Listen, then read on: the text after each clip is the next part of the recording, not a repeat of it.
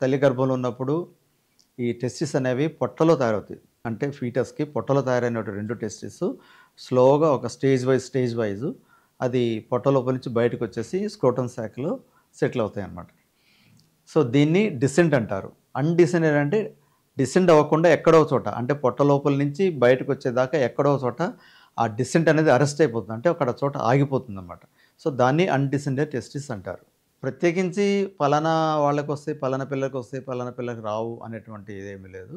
కాకపోతే ఏంటంటే preterm babies అంటే నెలలు తక్కువ పుట్టిన పిల్లల్లో కూడా ఈ అన్‌డిసెండెడ్ టెస్టిస్ వచ్చేదానికి ఎక్కువ అవకాశాలున్నాయన్నమాట. అంతేగాని ప్రత్యేకించి పలానా మెడికల్ కండిషన్ వల్ల, పలానా జెనెటిక్ ప్రాబ్లమ్ వల్ల ఇది అన్‌డిసెండెడ్ టెస్టిస్ వస్తదన్నటువంటిదేమి లేదు. అది 2 వైపులా టెస్టిస్ ఉన్నాయి కాబట్టి 2 వైపులా అయ్యే అవకాశాలున్నాయి.